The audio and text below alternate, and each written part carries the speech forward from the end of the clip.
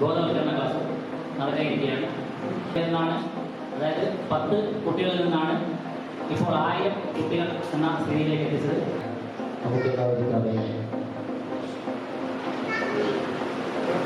അത് ഒരു നാട്ടിൻ്റെ അനിവാര്യമായ ഘടനയാണ്.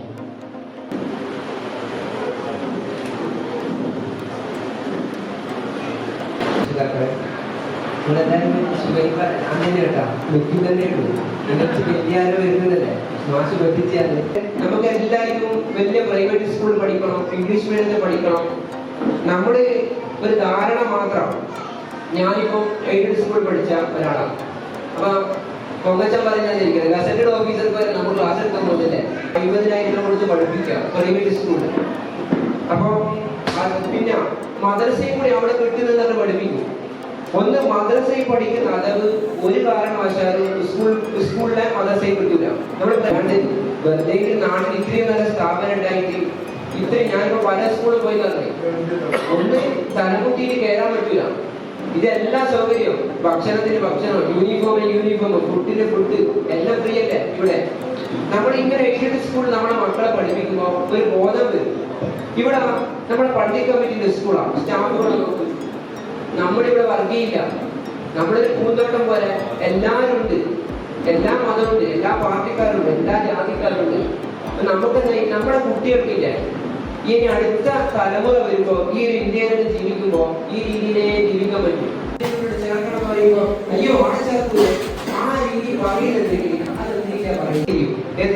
ഏത് രീതിയിൽ ഏത് കുടുംബത്തിൽ വരുന്ന കുട്ടിയാണെന്ന് ഈ മാസ്റ്റർ തിരിയും അല്ലെങ്കിൽ ഉസ്താദിന് തിരിയും. എങ്ങനെ കുട്ടിയുടെ ഉറക്കം കഴിയാണ്ട് കുട്ടി വന്നിട്ട് മദ്രസയിൽ വന്നാലും സ്കൂളിൽ വന്നാലും ബെഞ്ചിമേൽ കടന്നു വന്നു ഒന്ന് കുളിപ്പിച്ചിട്ട് പോലും ഉണ്ടാവില്ല. ചില കുട്ടികൾ രാവിലെ ഉറക്ക് പിന്നെ നല്ല രീതിയിൽ തെളിയിപ്പിച്ച് അവരൊന്ന് കുളിപ്പിച്ച് ഞാൻ പറയുമ്പോൾ നിങ്ങൾ നീ വന്ന് കുളിപ്പിക്കുന്നത് നിങ്ങളെ കുളിപ്പിക്കുന്നത് കുട്ടീനെ ചെറുപ്പത്തിലേ കുളിപ്പിക്കാൻ പഠിപ്പിക്കണം.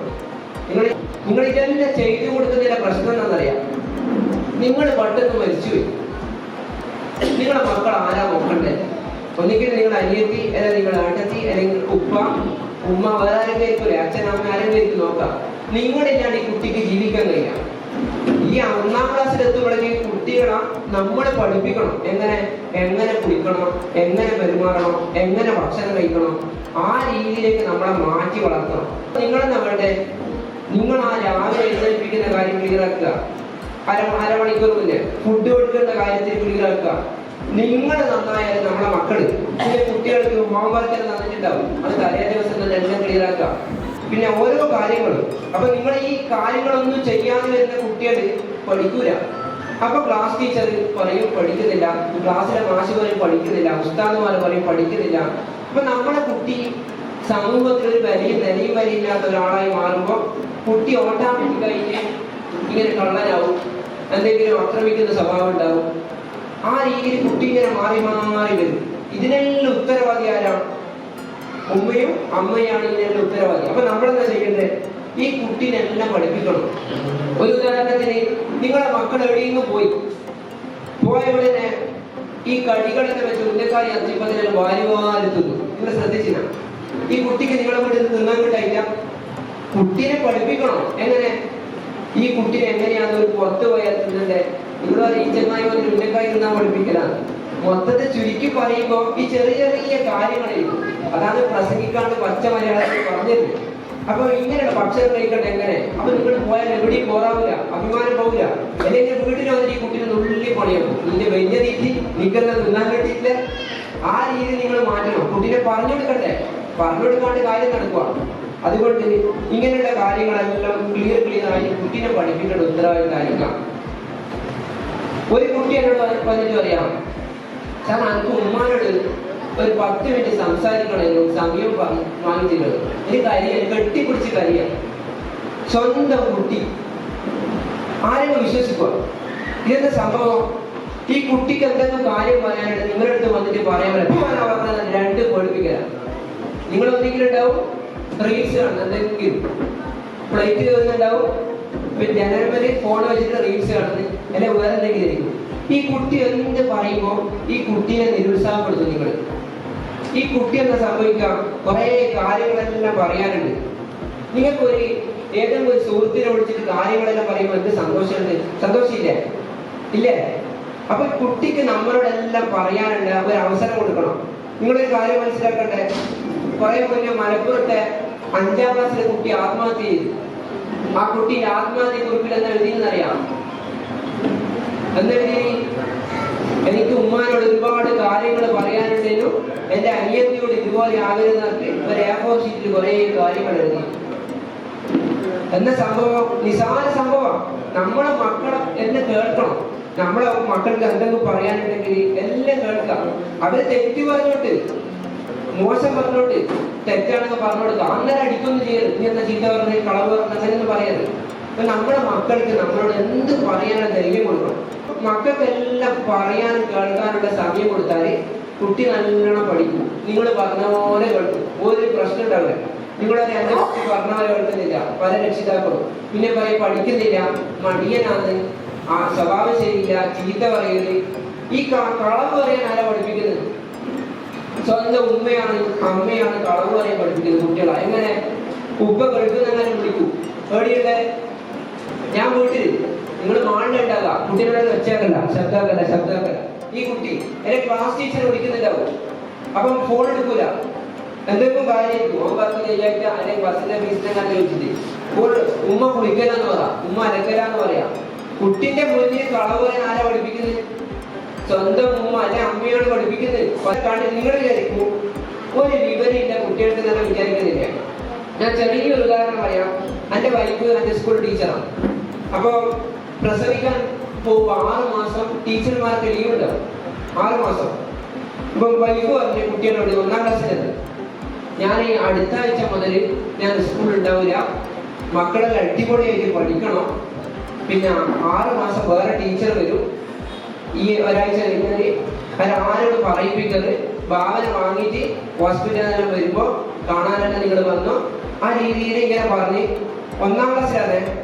ഞാൻ എന്റെ മാനേജർ റൂമിൽ ഇങ്ങനെ ഇരിക്കുമ്പോ അവിടെ ഇങ്ങനെ ഇരുന്നിട്ട് ഇങ്ങനെ ഫയലിൽ നോക്കുമ്പോ ഡോറിന് ഇങ്ങനെ കുത്തുന്നു 1ാം ക്ലാസ്സിലെ കുട്ടി. സാറ് തിരക്കാൻ ഞാനല്ല സാറ് ഇരിക്കുന്നത്. ഇവരെ നമ്മൾ പരിഗണിക്കുമ്പോൾ എല്ലാം പറയും. ഇവരെ കോല കണ്ടെന്ന് തോന്നി എന്തോ പറയാൻ മതിയാണ്. അപ്പം HMM വരുമെന്ന് ചോദിച്ചു. നമ്മൾ HMM മേലെ റൂമിലുള്ള ക്യാമറ കാണിച്ചു കൊടുത്തു. മേലെ വരാനോടുള്ള നടക്കുന്നത് പറയാനില്ല, പറഞ്ഞെന്ന് പറഞ്ഞു. പറയട്ടെ, നമ്മൾ പറഞ്ഞു, നമ്മുടെ ഫ്രണ്ട്സ് അല്ലേ, നമ്മൾ ഓപ്പൺ ആയിട്ട് ഇവരോട് സംസാരിക്കുമ്പോൾ എല്ലാം പറയും. അപ്പൊ ഞാൻ പറഞ്ഞ നല്ല സുഹൃത്തല്ലേ, സുഹൃത്തെ ഡേറ്റ് എപ്പാണ് ആരാ ചോദിക്കുന്നത്?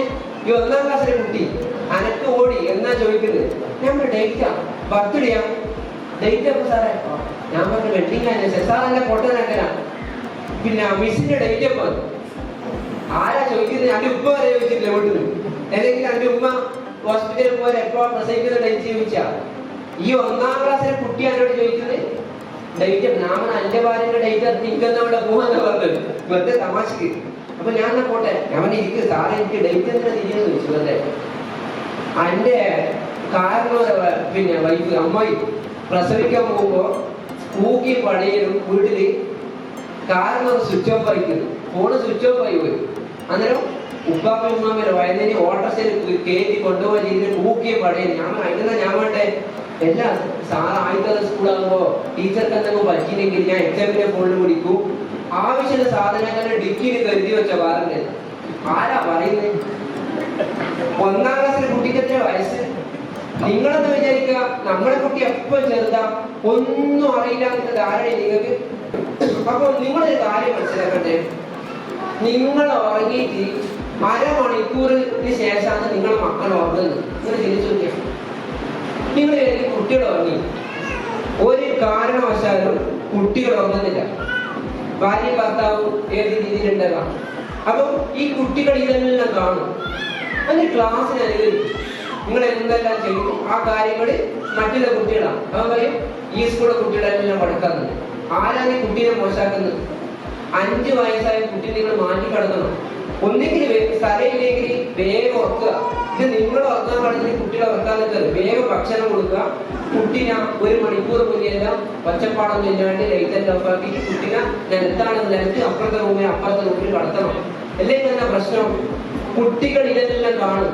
എന്നിട്ട് ഇതൊന്നും നമുക്ക് പുറത്ത് മൈക്കട്ടി പറയാൻ പറ്റുമോ? ഈ ചെന്നായി തന്നെ പറയുന്നതെന്ന് പറയും. ഇത് നമ്മുടെ ഞാനും പേരന്റാണ്, നിങ്ങളും പേരന്റാണ്. നമ്മൾ പ്രതീക്ഷിക്കാത്ത കാര്യമാണ്.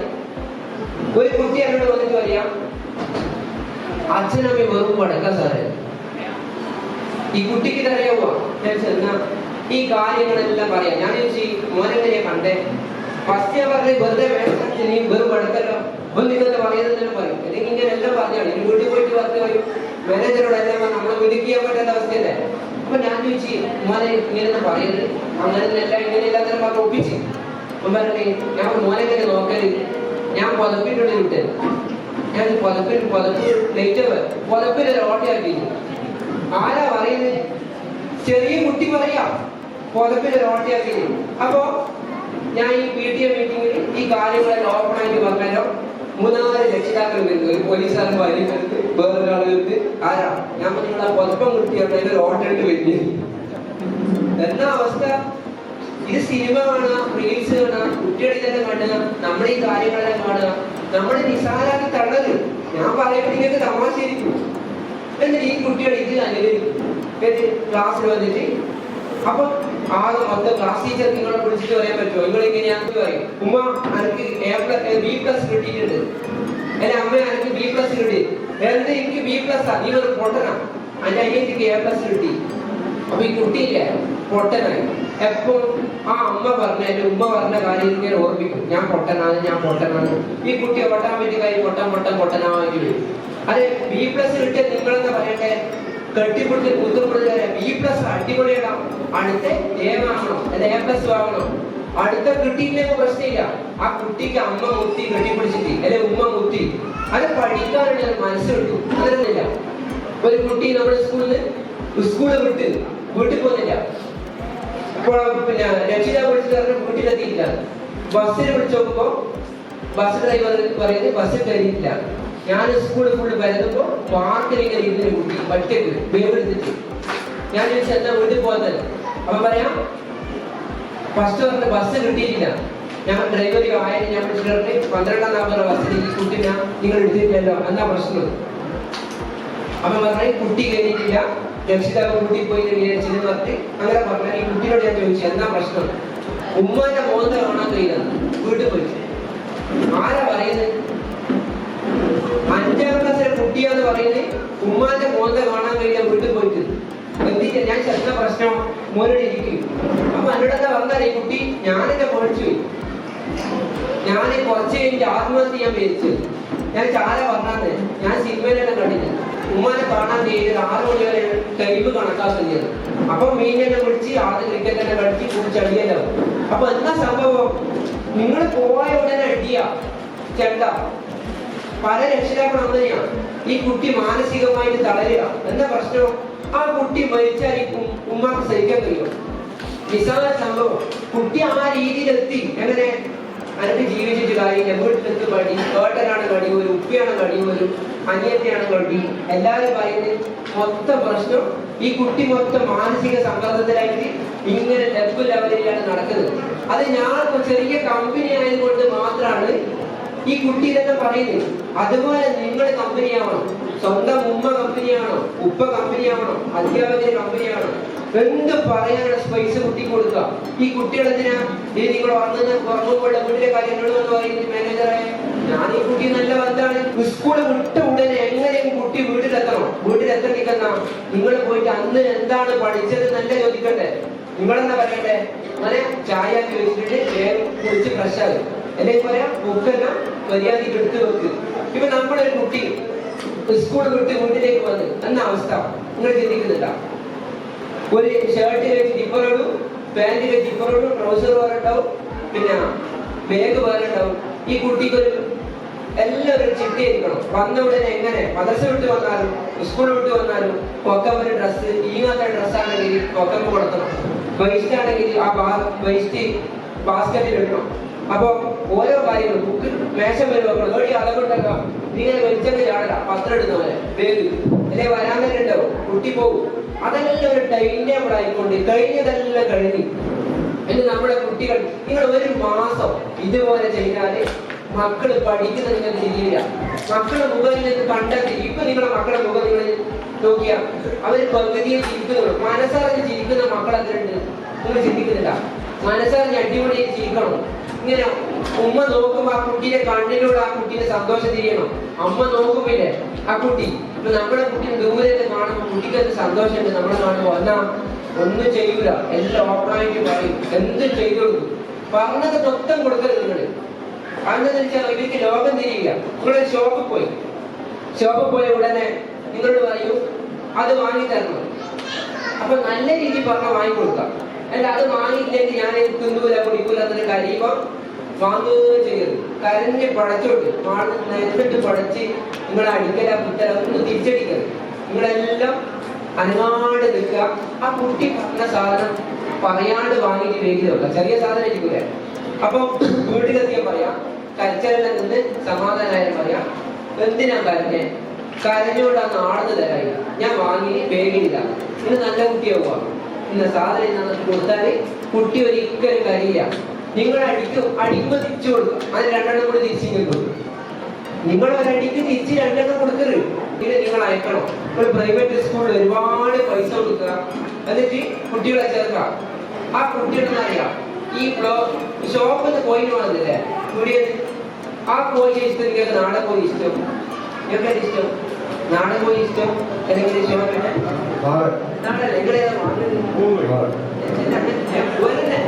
പക്ഷെ കൂടുതൽ ആള് വാങ്ങുന്ന കൂടിയ പോയില്ലേ ആ ചിക്കൻ നിങ്ങൾക്ക് ഇഷ്ടമല്ല. അത് അതേപോലെയാണ് ഈ പ്രൈവറ്റ് സ്കൂൾ പഠിക്കുന്ന കുട്ടികളും ഇതേപോലെ എയ്ഡഡ് സ്കൂൾ പഠിക്കുന്ന കുട്ടികളും. എന്താ സംഭവം? നല്ലതാണ്, പക്ഷെ നമ്മൾ ചെയ്യാൻ പഠിക്കില്ല. അപ്പൊ നമ്മൾ ഇത് ചെയ്യാനുള്ള കാര്യം വെച്ചാൽ ഈ കുട്ടിക്ക് ഒരു ബോധം വരും. എനിക്ക് എന്നറിയാം ഒന്നും തിരിയില്ല. ഇന്ത്യയും പാകിസ്ഥാൻ പോലെ ഈ കുട്ടിയുടെ ലോകം നമ്മളെ ആ രീതിയിലുള്ള കളിച്ചത്. എല്ലാവരും പൈസക്കാരുടെ മക്കൾ പഠിക്കുന്നുണ്ടോ. അപ്പൊ ഇല്ലാതെ നമ്മൾ ആളെ കൊണ്ട് ചേർക്കുമ്പോ കുട്ടിക്ക് ഇതെല്ലാം വേണ്ടി വരും. ഇവരിങ്ങനെ കാണാം, മെക്സി, BMW, ഫോർച്യൂണറാ കാണുക, വേറൊന്നും കാണൂല. അന്നേരം ഈ ഇല്ലാതെ നിങ്ങൾ തിന്നാണ്ട് കുടിക്കാണ്ടാണ് പ്രൈവറ്റ് സ്കൂളിൽ പഠിപ്പിക്കുന്ന കുട്ടിക്ക് ബോധിച്ച കുട്ടിക്ക് പ്രയാസമെല്ലാം പറഞ്ഞുകൊടുക്കണം. കുട്ടി വലിയ കാര്യം നിങ്ങളോട് പറയുന്നത് അനക്കത് വേണം. ഉപ്പാക്ക് പണിയൊന്നില്ലല്ലോ, അച്ഛന് പണിയൊന്നില്ലല്ലോ, പോലെ ആ ചെറിയ വാങ്ങ നിങ്ങൾ വാങ്ങിത്തരും. നിങ്ങളോട് പോകാനാ പറഞ്ഞാൽ നടക്കൂല എന്നല്ല. ആ കുട്ടിനെ പറഞ്ഞ് മനസ്സിലാക്കാം. ആ കുട്ടി ആ രീതിയിലേ ജീവിക്കും. നിങ്ങളൊന്നും കുട്ടി ഡ്രസ് സൈക്കിൾ കാറ് ആ രീതിയിലാക്കില്ല. കുട്ടിക്കൊന്നും തിരിയില്ല, ലോകം തിരിയില്ല. ചിലര് കിട്ടാണ്ട് നിൽക്കണം, വിഷമണം, എന്തെങ്കിലും നേടിയെടുക്കണം എന്നൊരു ബോധം വരണം. നമ്മുടെ നിസ്സാരമായ കാര്യം ഈ നമ്മുടെ മക്കളില്ലേ അത്രയും സമ്മർദ്ദത്തിനാണുള്ളത്. സമ്മർദ്ദം എന്ന് പറഞ്ഞാല് നിങ്ങളോടൊന്നും സംസാരിക്കാൻ കൊതിക്കുന്ന മക്കളാണ് നിങ്ങൾ. അത് നിങ്ങൾ മനസ്സിലായി. എപ്പോഴെങ്കിലും ഉപ്പാന്റെ വിഷമങ്ങൾ മക്കൾക്ക് പറഞ്ഞെടുക്കണം, അല്ലെങ്കിൽ അച്ഛന്റെ വിഷമം അമ്മ പറഞ്ഞെടുക്കണം. ഈ അച്ഛന്മാരും ഉപ്പമാരെല്ലാം പോവുക. പക്ഷെ നമ്മുടെ മക്കളോട് ഉപ്പ അത്രയും കഷ്ടപ്പെട്ടിട്ടാണ് വളർത്തുന്നത്. അത് ഉമ്മ അല്ലെങ്കിൽ അമ്മ മക്കൾക്ക് പറഞ്ഞു കൊടുക്കണം. അതേപോലെ ഉമ്മാന്റെ പ്രയാസമല്ലോ ആര് പറഞ്ഞു കൊടുക്കണം? ഉപ്പ പറഞ്ഞു കൊടുക്കണം. ഞാൻ പറയാം, ഞാനിപ്പോ വീട്ടിൽ തരുമ്പോ എന്റെ ഉപ്പാനെ കെട്ടിപ്പിടിച്ചിട്ട് മുത്തന്നെ കൊടുത്തു. ഞാൻ വരുന്ന എന്തെല്ലാം ഉഷാറല്ലേ അടിപൊളിയാക്കണ്ടെന്ന് പുറത്തെല്ലാം അടിച്ചിട്ട് വന്നേ. അനക്കത് പറയാനില്ല. എങ്ങനെയാ ഉപ്പ നിങ്ങൾ എത്ര ആളുണ്ട് ഉപ്പാന്റെ അടുത്ത് ഡെയിലി പോകുന്നവര്, അല്ലെങ്കിൽ ഉമ്മാന്റെ അടുത്ത് ഡെയിലി പോകുന്നവര്, അമ്മന്റെ അടുത്ത് ഡെയിലി പോകുന്നവര്, കുടിക്കുന്നവര്. എത്ര മാസമായി നിങ്ങളെ സ്വന്തം നൊന്ത് പ്രസവിച്ച് ഉമ്മാനെ കണ്ടിട്ട് അമ്മനെ കണ്ടിട്ട് ഉപ്പാനെ കണ്ടിട്ട് നിങ്ങൾ ചിന്തിക്കുന്നില്ല? മരിച്ചിട്ട് പറ്റിയ കാര്യമില്ല. നമ്മൾ ഓരോ കാര്യങ്ങൾ കൊടുക്കേണ്ട കാര്യം പറഞ്ഞു മക്കളോട് ചോദിച്ചെല്ലാം പറഞ്ഞു. നിങ്ങൾ ഉദാഹരണം, ചെറിയ ഉദാഹരണം, നിങ്ങളെ വീട്ടിൽ KFC എന്ന് പറഞ്ഞ ചിക്കൻ ഇല്ലേ, അത് വാങ്ങി. അപ്പൊ നിങ്ങളെ മക്കൾക്ക് ഏത് പീസ കൊടുക്കുക? സ്വന്തം മക്കൾക്ക് കാലും അന്യത്തിന്റെ മക്കൾക്ക് ചങ്കു കൊടുക്കും. ചെറിയ ഉദാഹരണം, 80% ആള് ചെയ്യുന്ന കാര്യമാണ്. അപ്പൊ ഈ കുട്ടിന്റെ മനസ്സിലെന്നാ വടക്ക് സാധനം അപ്പുറം നല്ല സാധനം നമുക്ക്. അത് നിങ്ങൾ നമ്മുടെ എല്ലാത്തിനും വച്ചില്ലേ? കാലാണെങ്കിൽ ചങ്കാണെങ്കിൽ വച്ചില്ലേ? അതിന് 8 പീസ് കൊടുത്താലും കുട്ടിക്ക് ഫസ്റ്റ് വരാം. ഓടിയെടുത്തോ അപ്പുറം നല്ല കൊടുക്കണം. ചെറിയ ചെറിയ കാര്യങ്ങൾ നമ്മൾ ചെറുതിലേ പഠിപ്പിക്കാം. ഒന്ന് കുട്ടി ഉറക്കെ കഴിഞ്ഞാൽ അമ്മയ്ക്ക് ഓടിയെത്താൻ പറ്റിയ സ്ഥലമാണ് സ്കൂൾ. പ്രത്യേകിച്ച് ചെറിയ കുട്ടികൾ സ്കൂൾ പറഞ്ഞേക്കും. അങ്ങനെ കുറച്ച് കാര്യങ്ങൾ കൂടി രക്ഷിതാക്കൾ മനസ്സിലാക്കാൻ നൽകാം. മാഷ് പറഞ്ഞതുപോലെ അവതരിപ്പിച്ചതുപോലെ കുട്ടികളെ ചേർത്ത് പിടിച്ച് സ്വാതന്ത്ര്യബോധത്തോടുകൂടി വളർത്തി അവർ പറയുന്നതെല്ലാം കേട്ട് കുട്ടികളെ വേദനിപ്പിക്കാതെ അടിക്കാതെ വളർത്തുക. അതിന് നമ്മൾ പ്രചോദനം കൊടുക്കണം വീട്ടിൽ നിന്ന് രക്ഷിതാക്കൾ. നമ്മുടെ ശിവ മാസം ഒരിക്കൽ കൂടി ആശംസകൾ അർപ്പിച്ചുകൊണ്ട്